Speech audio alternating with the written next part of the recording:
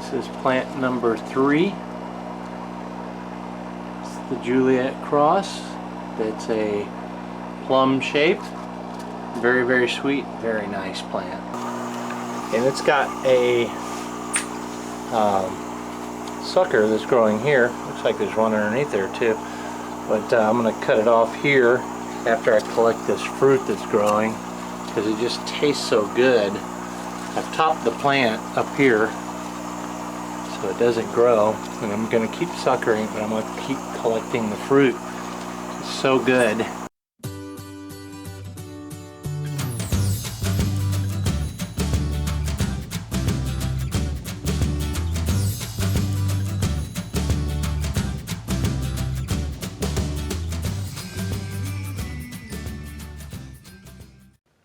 Hey everyone, this is Brent in Central Arkansas. I wanted to introduce you to a breeding of mine. I call this cultivar Sugarbear. Sugarbear is a Juliet cross with one of my Parthenocarpic lines, and it is pretty dang amazing. If you look at this, this is one truss right here. And I bent it over like this because I don't have a lot of plants in here, and I wanted to weigh the truss in a way that doesn't break it. So you can see here that that is a lot of fruit on one truss. Maybe when I cut the truss I'll count them just for my research purposes. But the color of the fruit is, well, you can kind of see it is a pinkish red, and it is absolutely wonderful. It is very, very sweet. I'll get a Brix test on it for you in just a minute, but I love everything about this plant, and the great thing about it is that it grows without being fertilized. That's what Parthenocarpy means. Parthenocarpic plants can do that. A lot of my lines do that. This is Sugarbear, and it has really, really impressed me. I'm very happy with it. It has grown all winter long, now into the spring. And if you look down here, you can see this is where the original stem was, and this was a sucker. And I cut this off a few months ago, 2 or 3 months ago, because I wasn't ready. Well, I wanted to continue to eat them actually, but I was doing other breeding work and I decided to keep this plant, so a sucker was growing down there low, so I just cut off the main stem, and now this main stem is grown up here, and I cut the growing tip off. The thing I like about this plant is it's very, very aggressive, so it has the growth pattern to support fruit set. So it's got everything that I like about it, and it's got the genetics from the Juliet tomato, which is a plum type tomato with really good disease resistance, and I'm hoping that this particular plant will perform just as well outside of the grow room in potential disease pressure. So that's yet to be determined, but we'll see probably later this spring. So this is just an introduction to Sugarbear. I was going to take the whole truss off, but I think what I'm going to do, because I want to test something here, is I want to pull off all the pinkish red fruit here and assess that fruit. So let's take these off, get a count, and then take a look at the fruit and get a Brix test as well. Another thing that's great about the fruit is that the oldest of fruit is still quite firm, and a lot of times as tomatoes age, they will get really soft and mushy and they're not very good anymore. But even the oldest fruits are quite firm. All these are firm. So that's a really good thing. There's actually 42 here. One had fallen while I was picking some and fell into the pot. But there's 42. You can pause and count if you like. So what I'm going to do now is I'm going to move it over here and I'm going to weigh it. Then I'm going to cut it, show it to the camera if it has seeds or not. And then I'll move them all over here cut. Alright, here we go. Let's turn it on, set it to ounces. Alright, took forever to get there. Let me tear it Maybe because I have my finger on it. But anyway. Alright, let's get started. Got one here. 0.45 ounces. Round.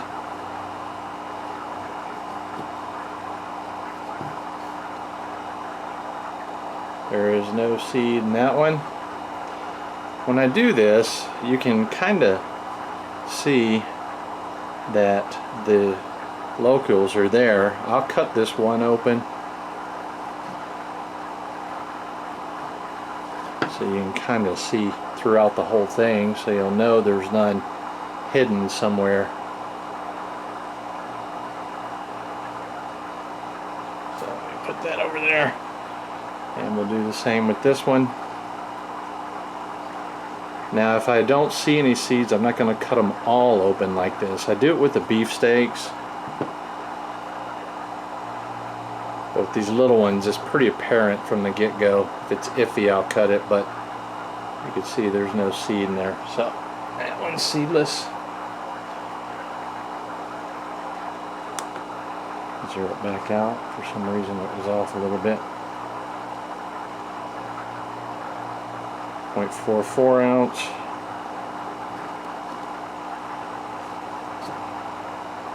Seedless.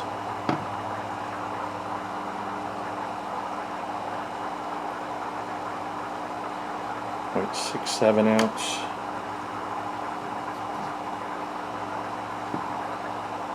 Seedless.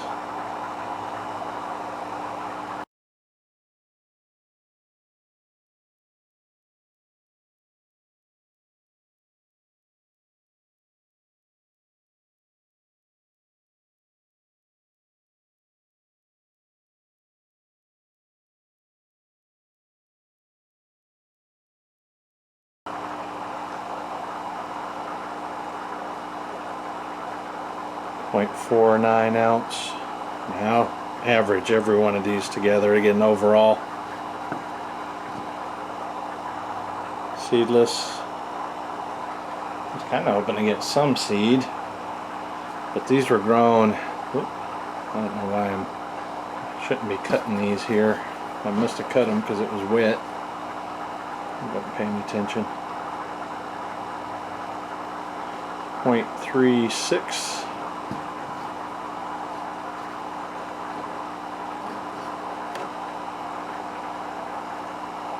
Seedless.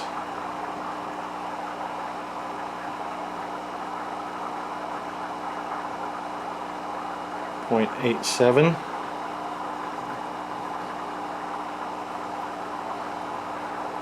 See, this is where it's got seed in it. See the seed there and there and there and there. There's like 4, maybe 5, and there may be a little bit more in there.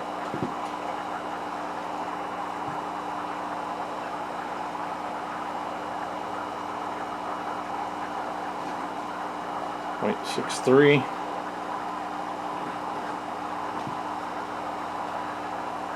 It's got a couple seed in it.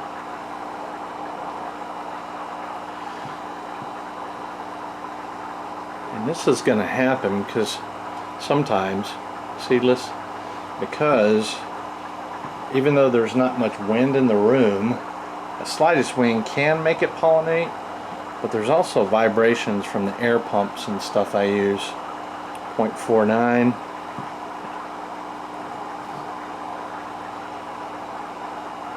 Seedless.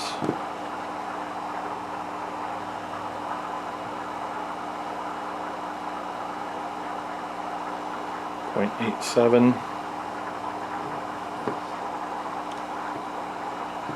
I expected this one to have seeds in it, but it doesn't.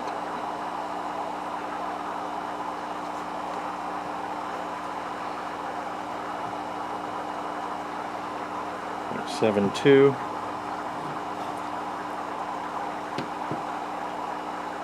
Seedless.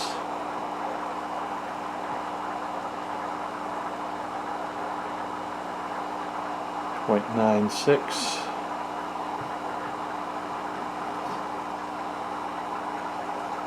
Seedless. Now if these were grown out, you got one little split there. If these were growing outside, 0.8, if these were growing outside, this would have mostly seeded, maybe 50-50, because bees would get it, they'd be there. But pollination, even in ideal temperatures, doesn't always happen for a lot of reasons. It could be because the night was a little bit cold that night, or it could have been because of high humidity or what have you. But it's 0.65. Pollination is not guaranteed in ideal conditions. Seedless. And I proved this by growing my cultivar Dorothy against other cultivars. So even in ideal conditions, Parthenocarpy ensures production. Even when the slightest variance will kill pollen, which is what's needed to create fruit. 0.66. So Parthenocarpy is an extremely valuable trait. Extremely valuable. Seedless.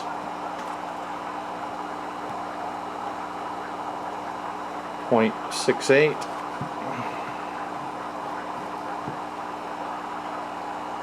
Seedless.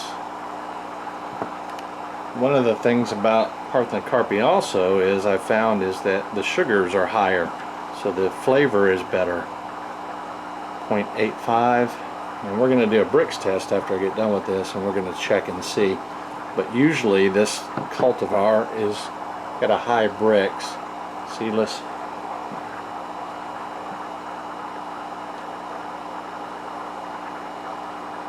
.41. I didn't expect that one to weigh that much. It's small. Seedless. This is a big one. Almost an ounce. 0.97.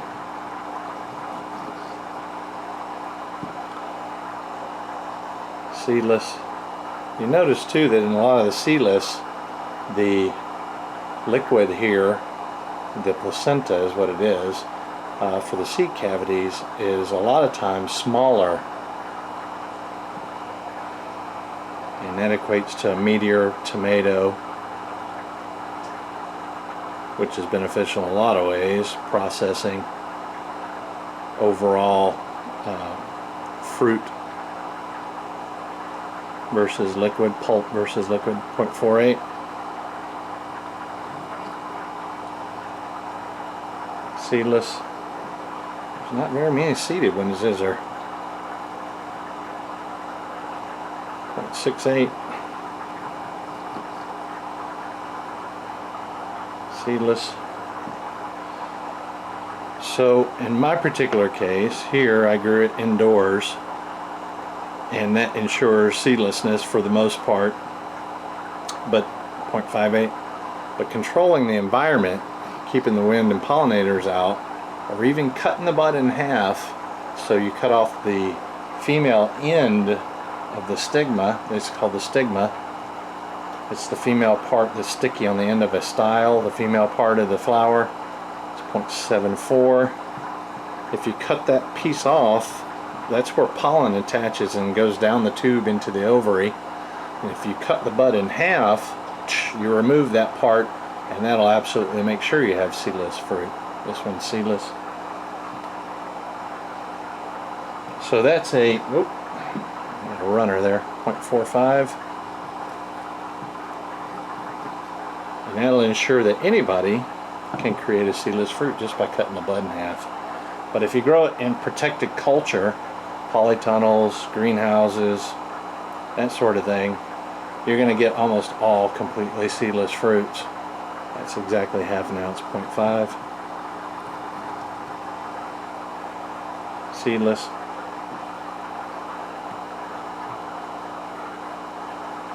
.35. It's also seedless. What's also great about Parthenocarpy is that it will grow, because it's not dependent on pollen, 0.82. Because it's not dependent on pollen, it'll grow anytime a plant will grow.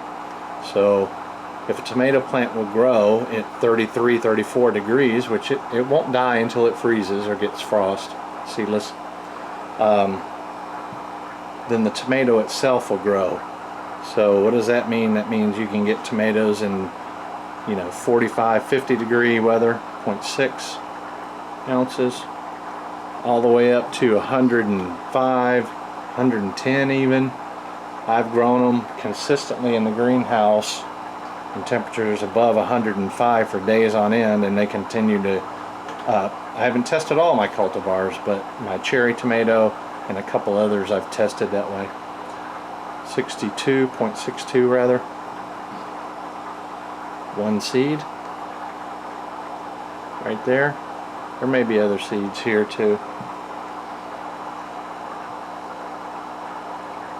0.4. Well, the bubbler went off back there, so it's quiet. So what I'll do is I'll get the overall number and the number that have seeds, the number that don't have seeds, the average weight, seedless, and the Brix levels, the average Brix on these. I'll test probably about 10 of them and get an average Brix. 0.62. And I'll do a summary at the end. All this stuff is part of my breeding, seedless.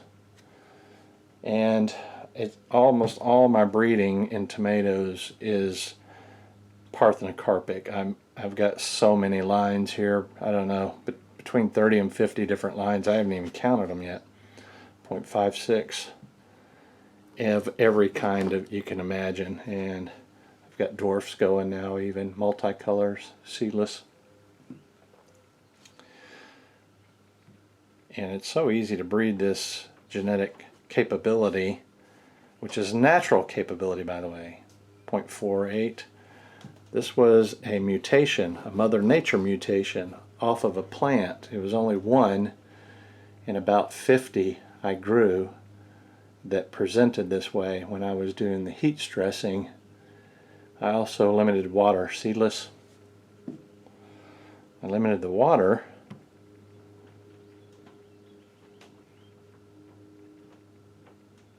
0.46.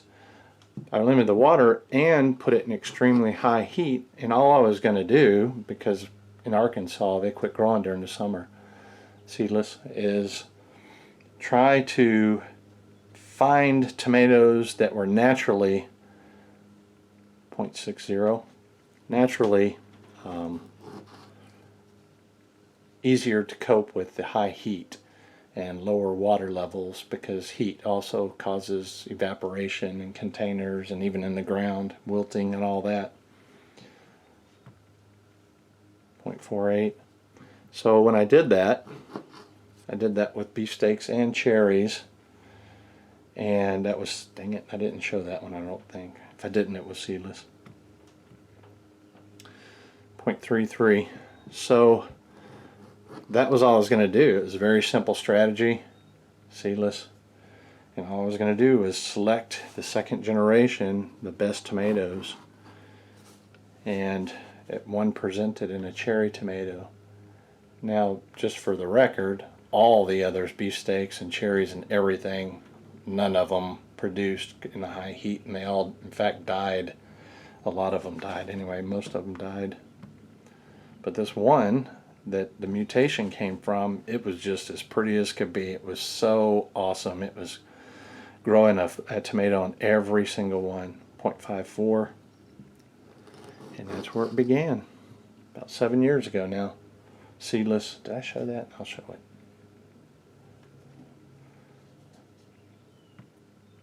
And so I started doing research, and I looked everywhere to determine the capability, because it's pretty phenomenal capability. It should change tomato in every aspect, because there's a seed there, because it improves everything about tomato.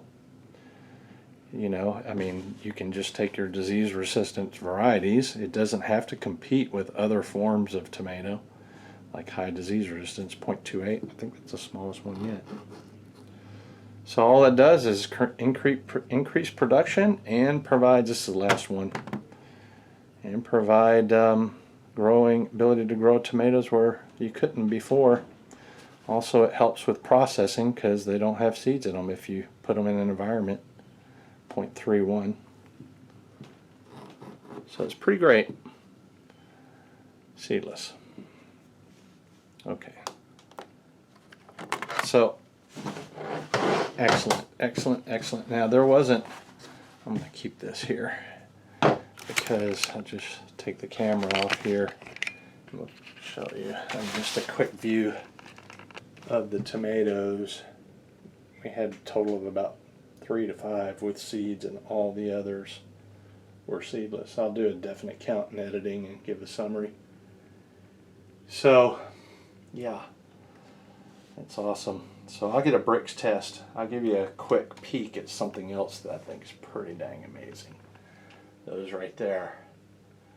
Those two big ones there are at the cultivar Brandy Boy, and each one is likely over a pound, and they're beautiful, great color, and just a wonderful, wonderful tomato. Just a sneak preview. So okay, let's get some Brix on there. Brix testing. I'll put it back on the tripod, but this is a little tester I'm going to use, and we'll do about 10 and get a Brix on it. I've got 10 here, of which 3, this one, and this one, are seeded. I want to make sure that that's all 3, and that's a higher percentage of seeded. Just want to see if there's a difference in Brix between seeded and seedless. Alright, I'm going to take one. This is a seeded one, and I put the other half over here. You can't see it. I guess I could put it where you can see it. Okay, up there. Manipulating the tripod. Okay, so we'll get it back on target. So I've got one here, and all I do is put some liquid on it. Now I wish I could put you in the camera and show you what this is. I've tried it. It's just you can't get it close enough to see it. I've tried it 100 times, but I'm gonna have you trust me. This one is 8. That's a seeded one. So let's wipe off that one. We're going to do another seeded one. Now 8 is pretty dang sweet by itself, so even with seeds, it's sweet. Alright, this one is 7.5. And whoop, sorry, I'm kind of in an odd position behind the camera. This one's seeded. The last seeded one is 7.5. So those are pretty good Brix numbers on its own. Let's try the seedless ones and see if there's any difference.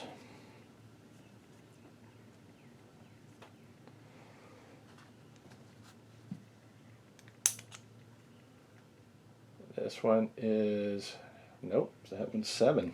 That's kind of weird. Alright. I'm wondering if some of this has to do with how ripe they are. As they get riper, they get a little sweeter. But we're not going to go with that excuse. We're just going to put the numbers down. It is what it is. This one is 8.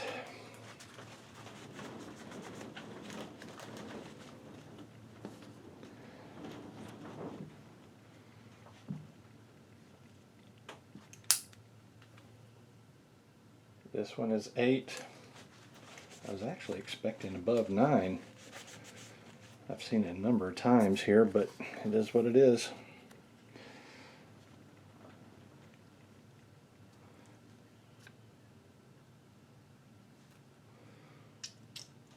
This one's got a lot of solids in it. This one is 8. The running number seems to be right at 8, doesn't it? Got another one here. Video's getting kind of long, but it's worth it. Oh, there we go. That one's 9.25. And I could tell, I could tell just by handling it, by wiping this off, it was sticky. This one is the little one, littlest, is 9, we'll call it 9.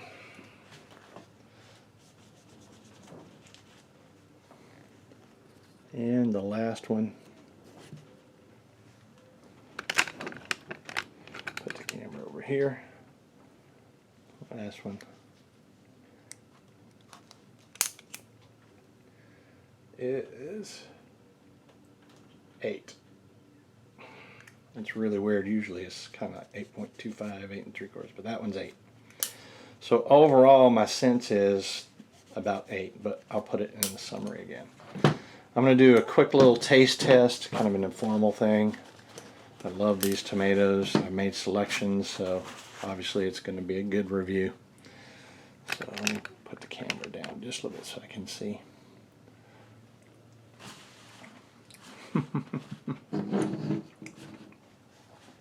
That is so good.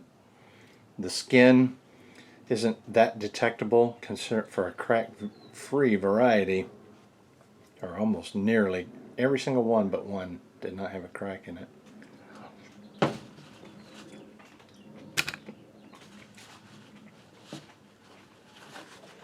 Oh man, I love this dang tomato. Anyway, so you get crack-free varieties, and a lot of times you sacrifice texture, especially in the skin, being thicker. But that's not the case with this one. It's pretty awesome.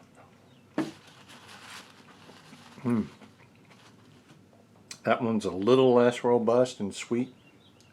That must have been on the lower end of one, the 7 one or whatever. Let's try this one. That had to be the other half of that very one. Let's try this one.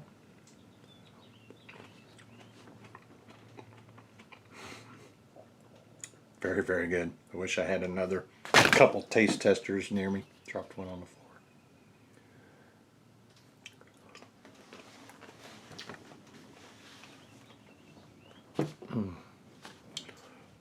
These are so great. I don't have to pollinate these. Just grow them all winter long. They just grow.